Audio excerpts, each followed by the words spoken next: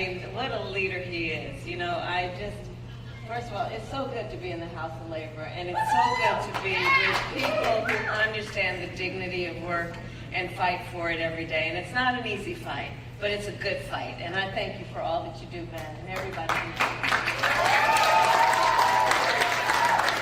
Thank you. So it's wonderful to be back in Michigan and to be with so many incredible leaders, including, of course, Representative Slotkin. Where is she? There you are, who we must elect to the United States Senate. And we will, State Senator Hertel, let's send him to the United States House of Representatives. And a special thanks to the brothers and sisters of United Auto Workers. Thank you for all that you are, all that you do.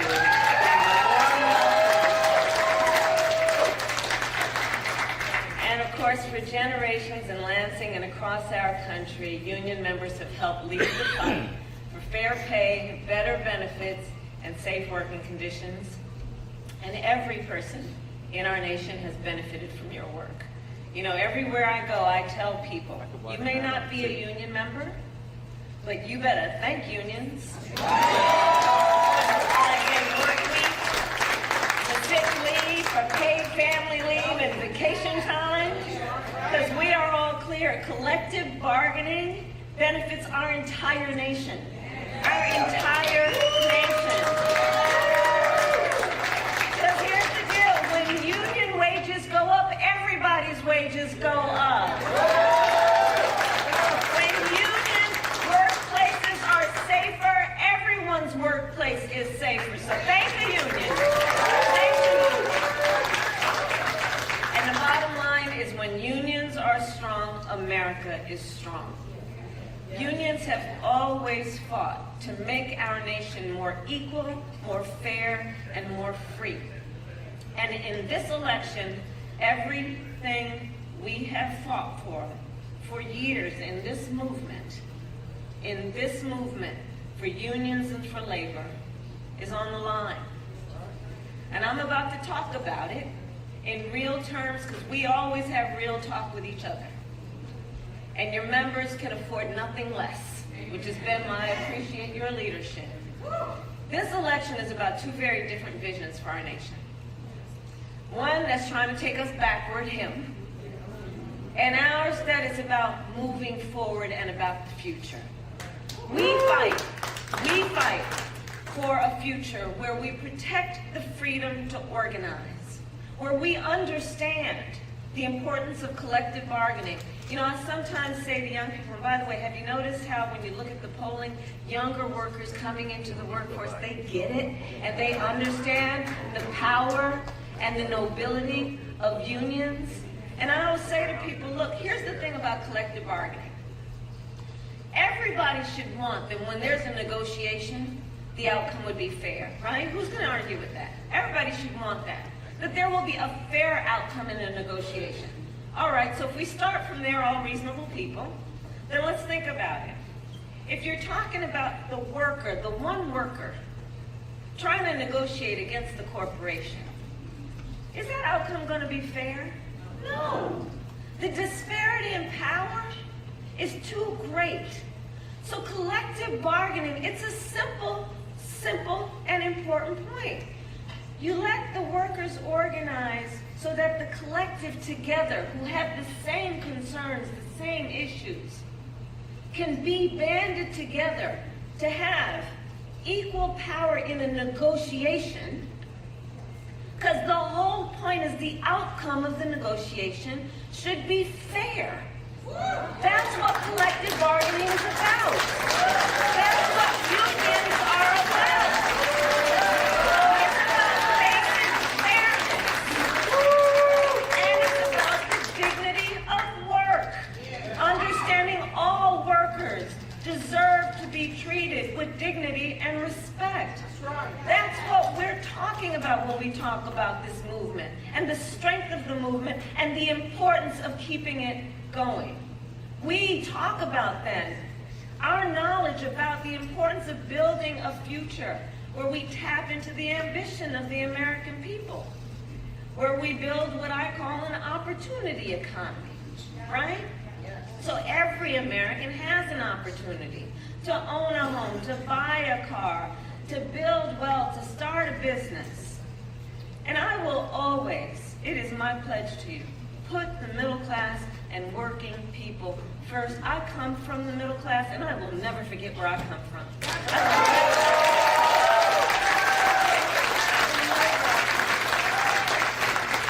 Hard work is good work. Hard work is good work and must receive the value to which it is due, which means understanding the value of the worker. And we know we cannot have a strong middle class without American manufacturing. That's right. Over the last 3.5 years, we brought manufacturing back to America, creating 730,000 manufacturing jobs. With your help, we announced the opening of more than 20 new auto plants in the United States, and we did it by investing in American industry and American workers. And I will make sure America, not China, wins the competition for the 21st century.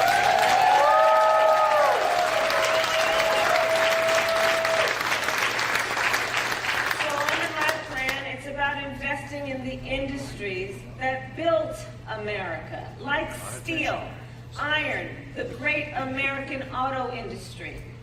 And we will ensure that the next generation of breakthroughs, from advanced batteries to electric vehicles, are not just invented, but built right here in America by American union workers. Because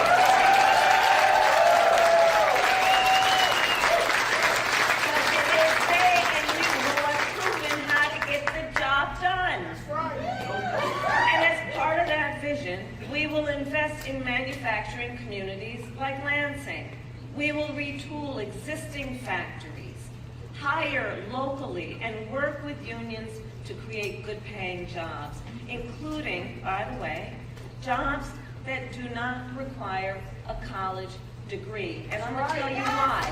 And I'm going to tell you why, because I'm really clear that a college degree is not the only measure of the skills and experience of a qualified worker, and we need to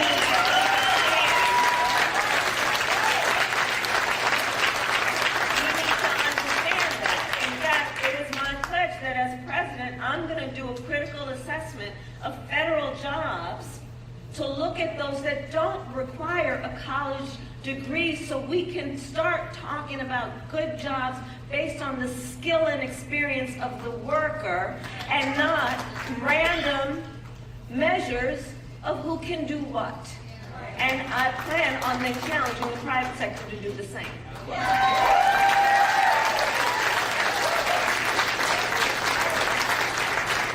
And we will, importantly, protect the pensions of union workers and retirees. Again, it's about the dignity of work, which includes the dignity of retirement. After a lifetime of working hard, let's talk about the dignity of retirement, the dignity of aging.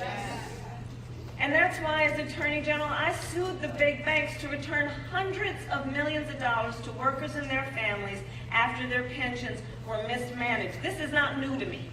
I've done that work. As a United States Senator, I pushed for legislation to rescue workers' pensions without cutting the benefits that workers had earned. And as Vice President, I worked alongside then Secretary of Labor Marty Walsh, and we, for a year, worked on what we needed to do with the federal workforce, which was in our direct power, to increase the ability for collective bargaining and to ensure that they have all the resources they need to grow in terms of organizing. As Vice President, I also helped to do the long overdue work to protect the pensions of more than 1 million union members. And yesterday, I announced the protection of the full earned pension benefits of more than 22,500 union workers.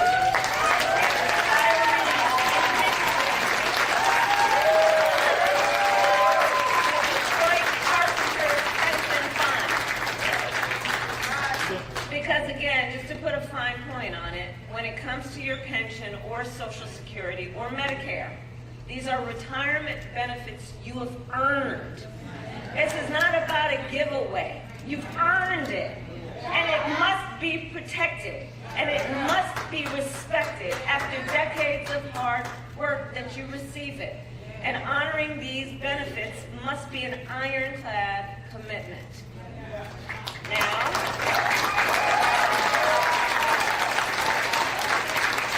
let's talk about, the guy on the other side. Let's talk about Donald Trump for a minute, shall we? And because he has a very different view. Now, in all seriousness, he has a very different view of workers, of hard work, of the dignity of work. You guys, and we know it. We know it. He tries to, do his rhetorical thing at rallies like he understands what it means to earn a living. No, you understand what I'm saying? He pretends that he understands workers and the hard work and the battle workers face every day to get their due wages and benefits. Well, we're not falling for the okie doke. Because we know what he has said and we know what he has done. He who called Social Security a Ponzi scheme. He called it a Ponzi scheme. He recommended we raise the retirement age to 70. Can you imagine if you were required to work to 70? He who intends to cut Social Security and Medicare? We know how many people, their only source of income is their Social Security check. Talk about, is the value about dignity in retirement? Dignity in aging? And remember, he was the only one, he said, he was going to be the only one who could bring back America's manufacturing jobs. You know how he does. I'm the only one, right?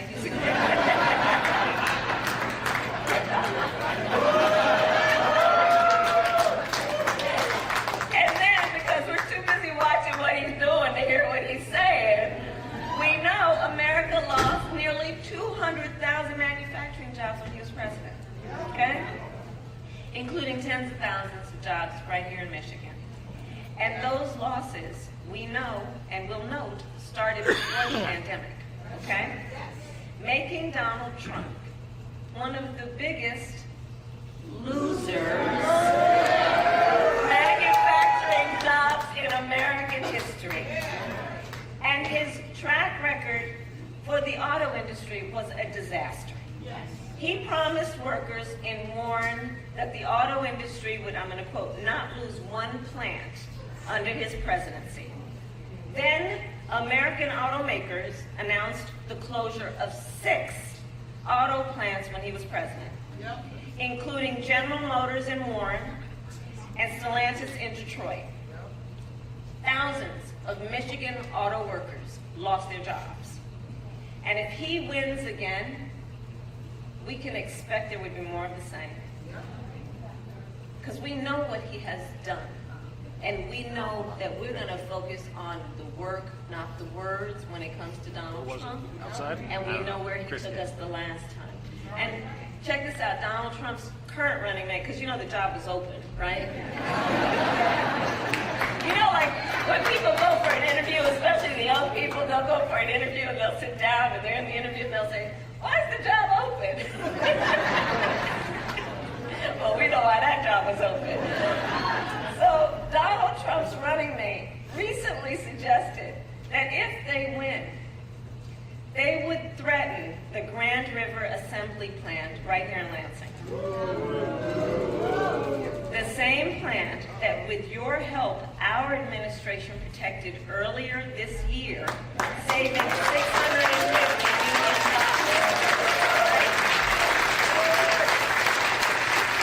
And I do believe some of the union workers from Grand River are here with us today. So you know what I'm talking about.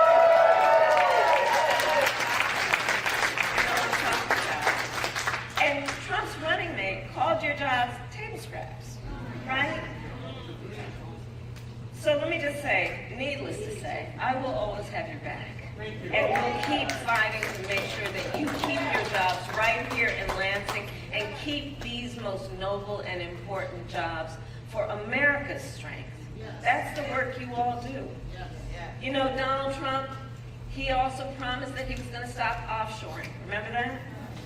Then he cut taxes for corporations that shipped 200,000 jobs overseas during his presidency. Cut the taxes for those corporations, okay?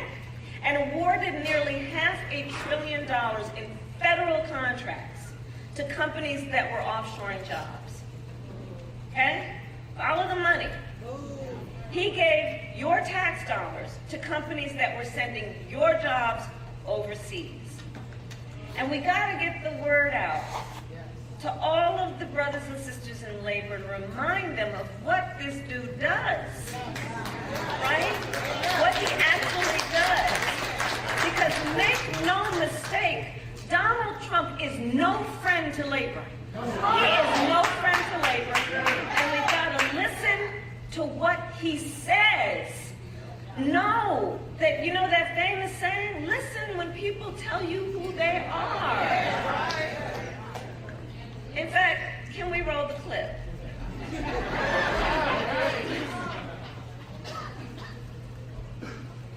Let's see.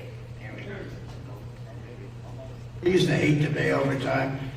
When I was in the private sectors, they say, oh, I don't want over. You know, I shouldn't tell you this. I'd go out and get other people and let them work regular time. But they build everything in Germany, and then they assemble it here. They get away with murder because they say, oh, yes, we're building guys. They don't build guys. They take them out of a box and they assemble them. We could have our child do it. They go on strike and you say, that's okay, you're all gone. You're all gone. The United Auto Workers ought to be ashamed for allowing this to happen. And the leader of the United Auto Workers should be fired immediately. Right. So, of course, that last bit, he was talking about Sean Fain, who represents nearly 1 million active and retired auto workers. Okay, so that's about 1 million auto workers, active and retired. Donald Trump, listen to his words. He's saying that auto workers are essentially engaged in child's play, that children can do it. Listen to what he says. I'm telling you, he's got his club. And I'm going to tell you, union workers are not part of his club. Let's be clear about that. No matter what he does at his rallies, let's be clear about that. Right? He thinks that the value of your work is essentially meaningless. That's what he's saying, to compare it to child's work. When we hear no, the work you do is complex. You do it with great care. You work hard. You are highly skilled. You are highly trained. And the best auto workers in the world is who you are. The best in the world. And the fact is, Donald Trump's comments are the talk of someone who has had everything handed to him. I know it's right. It is. I know. It is. This man, who never had to work a job that came with calloused hands or an hourly wage, right? Someone who got handed $400 million on a silver platter and did what with it? Filed bankruptcy 6 times. Come on. Come on. He will never understand the life and the work of a United Auto Worker. He will never understand that. People who work hard for everything they have, who take great pride in a job well done, who understand what it represents to their family and the future of their family. Again, I go back to the dignity of hard work. So let us be clear. Donald Trump's insults to American workers is not exclusive to that video, okay? So that was just a moment, kind of think of it as the commercial break in my speech. But his comments are not only that, because Donald Trump has been a union buster his entire career.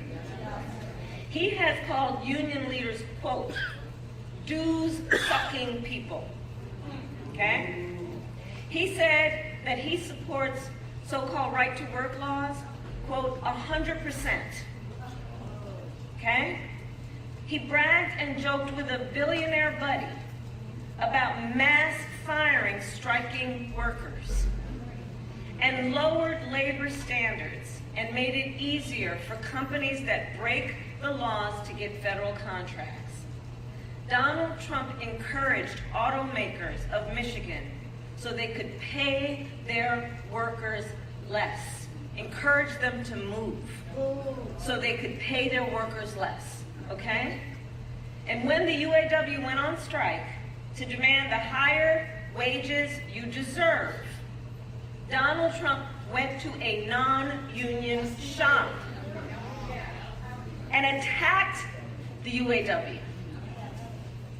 He said striking and collective bargaining don't make, and I'm going to quote, a damn bit of difference.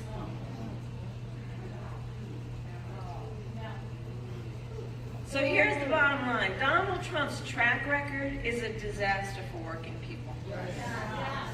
And he is, I believe, an existential threat to America's labor movement. And everything he intends to do if he is reelected is also spelled out in that Project 2025. So to read it and to know it is to know he intends to launch a full-on attack on unions and the freedom to organize. Okay? He will ban public sector unions, roll back workplace safety protections. Read it when you have some time, Google it, everybody's watching. Look, he will make it easier for companies to deny overtime pay for workers and appoint a union buster to run the Department of Labor. Be sure of that. Be sure of that. So to all the friends here, I say what you already know. It's time to turn the page.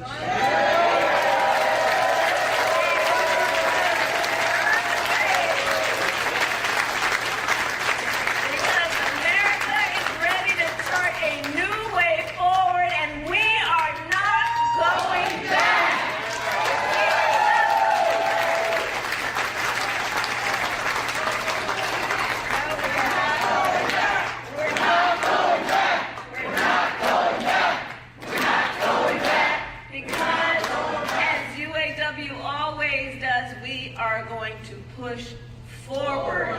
We are going to push forward, and it all comes down to this. Look, you all have taken time out of your busy lives to be here this afternoon, and we are all here together because we know the stakes in this election are so high. Yes.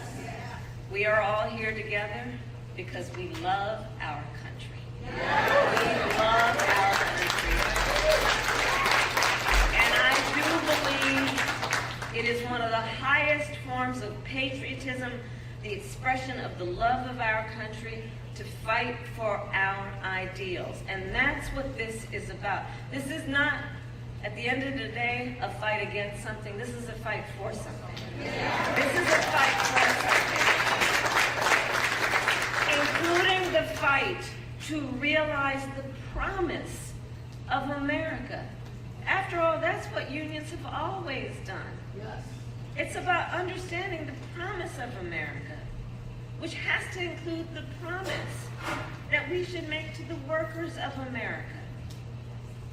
So we have 18 days to get this done. It's not a lot of time, okay? And we know this is going to be a tight race until the very end. Yes.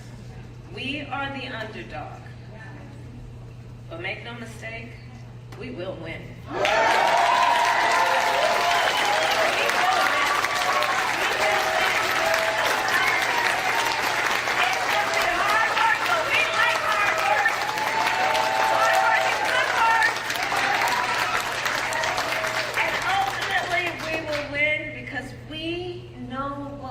Stand what to fight for. We stand for opportunity. We stand for dignity, and we stand for the future. And so I'll close by saying, and when we fight, we win!